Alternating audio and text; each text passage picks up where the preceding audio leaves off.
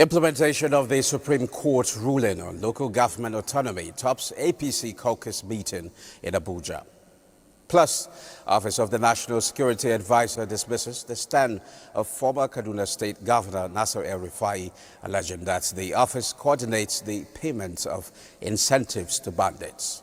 These and more on Panorama with me, Musa Abubakar.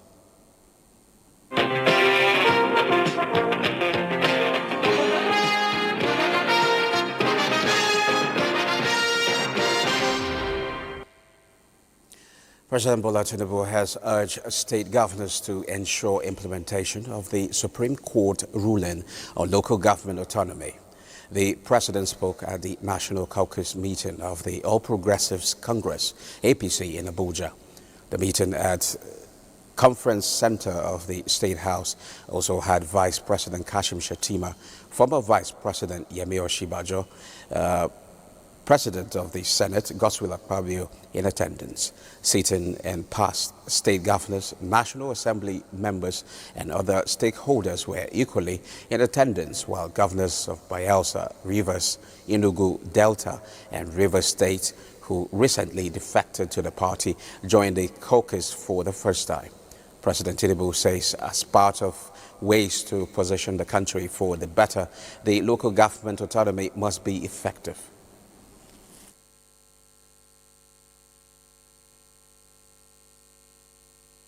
The local government autonomy, it is and must be effective. Let us give them. There is no autonomy without funded mandates. We'll give them their money directly. That's the truth. That's compliance with the Supreme Court. He also expressed belief that with the popularity of the ruling party in the country, the idea of state police may soon be achieved. Various speakers at the meeting appraised the policies and programs of President Tinubu's administration and commended what they describe as bold and courageous policies leading to wider popularity and size of the party. So the Senate commends you once again. We did that in the chambers for the intervention you had to undertake in Benin Republic to stabilize democracy there. I thought we should clap for the president. Thank you, Mr. President, for a courageous decision. We have also taken steps in the Senate to take bold decisions aimed at deterring those who want to join banditry. One of which is we have ensured that kidnapping joins the rank and file of terrorism, and therefore kidnappers will now face death sentence once the president assigns the new bill into law. Looking ahead, 2026 should be approached as a year of consolidation and delivery. The focus must be on translating reform momentum into tangible outcomes for all Nigerians. Our party continues to grow in strength and national acceptance through the visionary leadership of Mr. President, whose achievement has yielded great results for the nation's economy. As a party, we are supporting Mr. President with a robust membership drive that is consolidating our structures across the Federation. Recent political development underscored APC's pan-Nigerian character, including significant defections that have further expanded our influence, particularly in recent several high-profile individuals and groups. What we are witnessing today is not only satisfying, but has encouraged Nigerians, both those at home and in diaspora, to rise in unison, to commend that we now have a better economy as a country. We have a better political space as a country. The environment has allowed the rule of law to thrive, but we must be united. The caucus meeting held ahead of the National Executive Committee, a NEC meeting of the party slated for today. The Office of the National Security Advisor has dismissed claims made by former Kaduna State Governor Malam Nasiru El-Rufai, alleging that the office coordinates the payment of incentives to bandits, describing the allegation as false and without any factual basis. In a press statement, the office categorically stated that at no time has it or any agency of government under the current administration engaged in ransom payments or offered inducements to criminals. The statement explained that the present administration has adopted a dual strategy of decisive kinetic operations with sustained community engagement to address underlying local grievances, which recorded significant successes and contributed to the restoration of peace in several previously troubled areas. The statement also commended the gallantry of the armed forces and other security agencies for the arrest or neutralization of notorious bandit leaders, including Boderi, Baleri, Sanielo, Jamburos, Buhari, Boko, and key leaders of the Ansaru terror group, among others. The Office of the National Security Advisor further urged all stakeholders to refrain from dragging national security institutions into partisan political debates, stressing that the fight against banditry and terrorism is a collective national responsibility, not an avenue for political point scoring.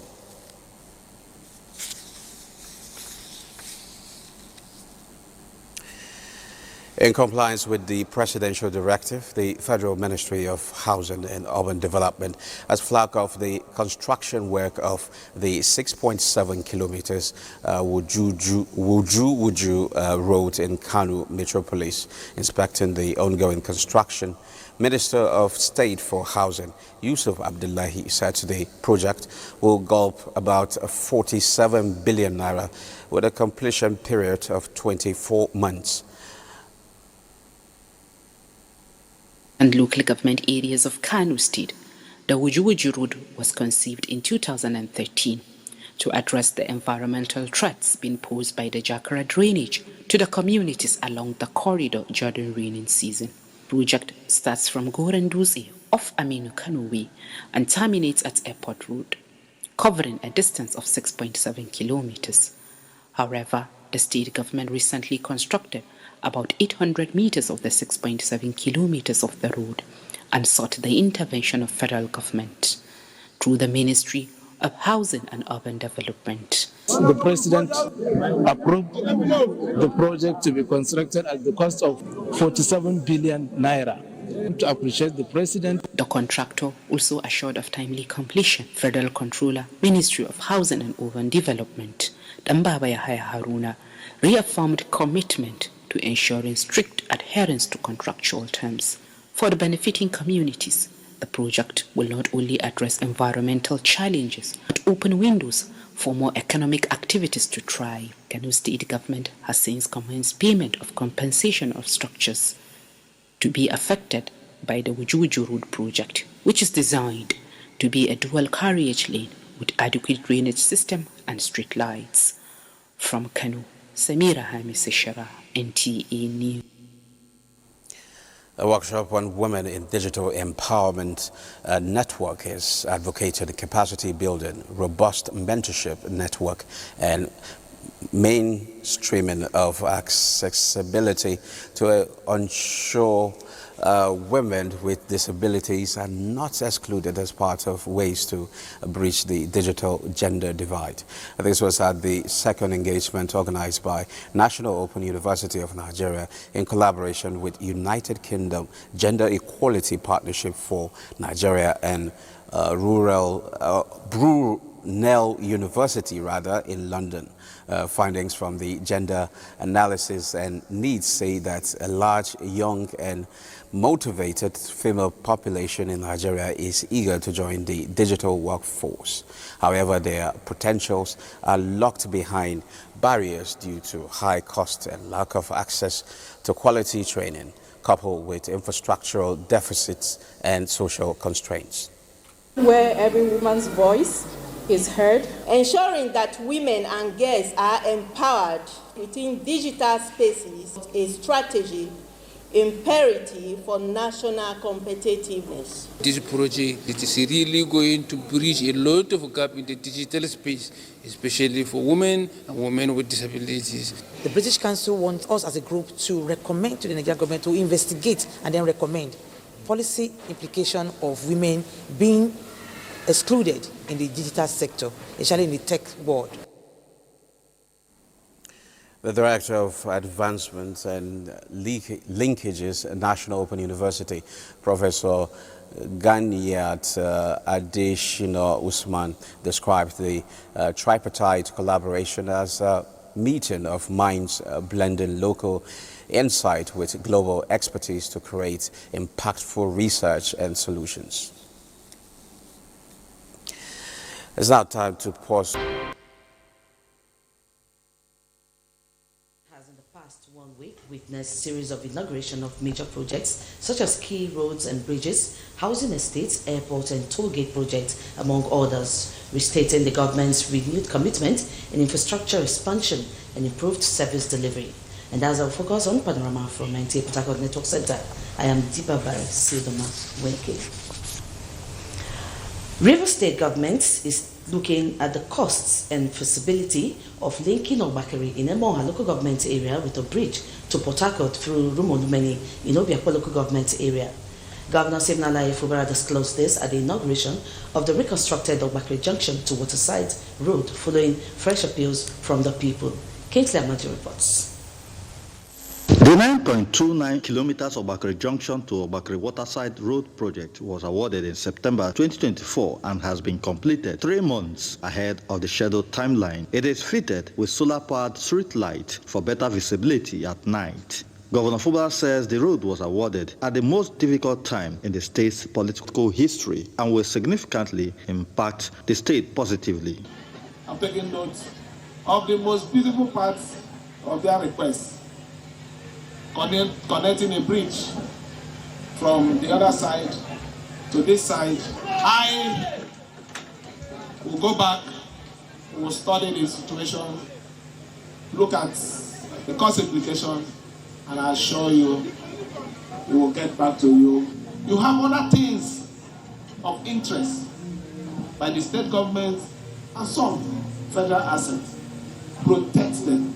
To many observers who are watching what is happening here in Emoha local government area, especially here in Obakari, it is part of the series of programs by the Governor Siminalayi Fubara's administration to open up communities in River State. The governor has made our people so happy. This road has been over 40 years without constructed. Since the road is carved out, it will bring influx of investment. I see growth of Obakari because with this road, I know what gives rise to economic improvement of any community is good road. The Obakari Traditional Rulers Council at the event conferred on Governor Fubara the chieftaincy title of Member 1 of Obakari in recognition of his administration's impact in the community.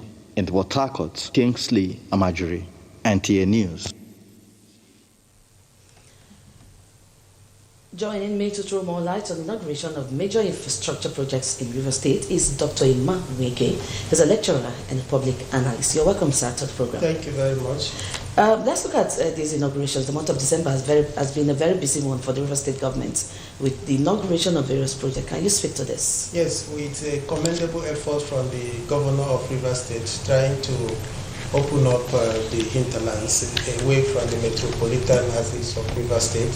The case at hand is the Tap City, housing estate, which has just, commissioned, and we think that it will decongest the city center of Port Harcourt. The one city syndrome that we've been having is gradually going to become a history with the efforts and the developmental strides of the governor of Rivers State. You can see that the population around these houses would naturally decongest to that place, and that is the same way commerce will get more, will blossom more.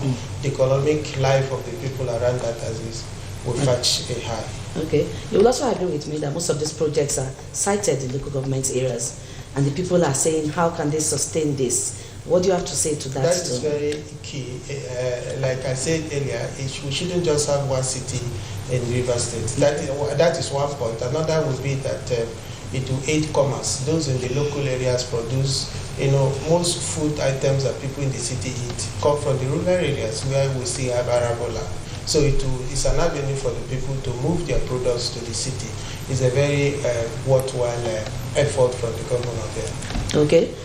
Peace has virtually returned to Rivers State, and we are beginning to see the impact of government. What do you have to say to all this? We have to continue to salute the euphemistic conduct of the governor. He has not been belligerent. He has not been any kind of show of opera in his statement and his comment, and trying to carry everybody involved in the conflict along. And we believe that now that they are all in the same political parties, everything will be settled in the caucus. In the inner area where they have their political discussions. Okay, so we're believing that there's going to continue to be peace in Rivers State. And then one again, let's look at it that all the political gladiators involved should look at Rivers' interests as taller than any of their personal or group interests. So when they look at it that way, you find that Rivers State will become a better place. If they muzzle up their intentions towards the development of Rivers State, we will have lesser crises. Exactly, that's where I was going to. And then your advice to the people, you've said it to the political gladiators, then now to the people. What is your word to them? Cooperate to the governor. There shouldn't be. I traveled to just last week. I saw how clean that place is. It's a matter of the citizens trying to cooperate with the rules, the regulatory bodies. Keep your place clean, obey the law, follow and cooperate to the governor. Those in the legislature, all the arms of the government should ensure that one thing has to be the flag. Let Rivers State be good again. Thank you, Dr. Imanweke, for sharing your thoughts with us. Thank you. Thank you very much. Thank you.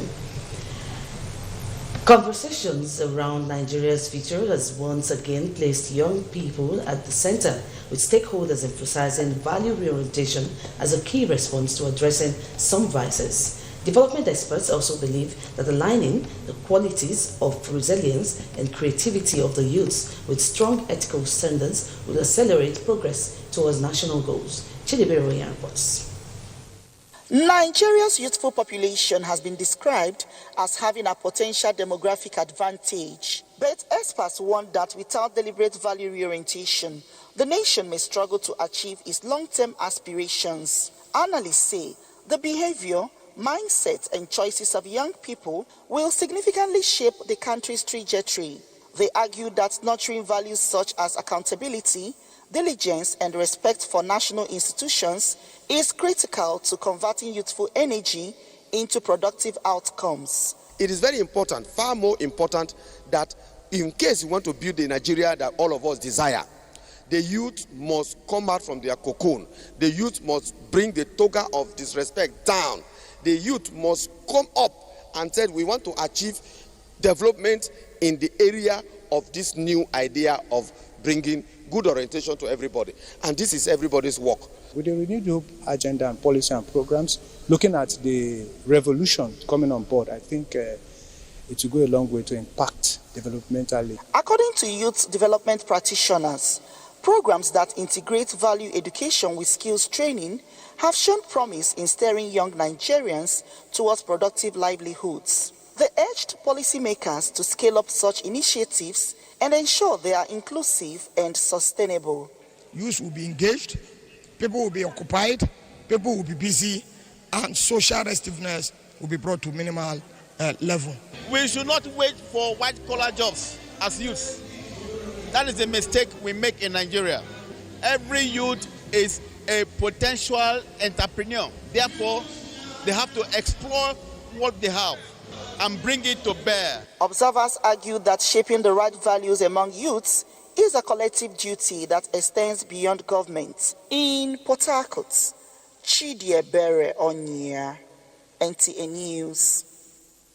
2025 NTA Port Harcourt Network Center Christmas Carol of 9 lessons heralds an atmosphere of Thanksgiving as melodious voices of staff and different choir groups saturate the airspace, celebrating the season of the birth of Jesus Christ. Uchowen captures the sight and sound of the event, graced by the Deputy Governor of Rivers State, Professor Ngozi Odu.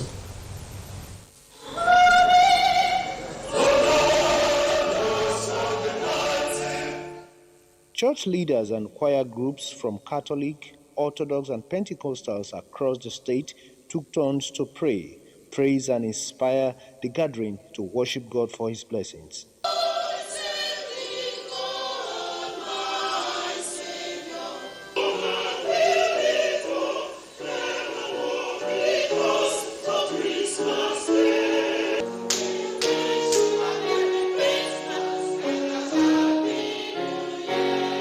The presence of the Deputy Governor of Rivers State represented heightened the mood at the event as she took the first lesson dwelling on the spiritual impact of carols and the significance of the three prominent colors of Christmas: red meaning sacrificial love, green representing life, and white standing for divine love to the world.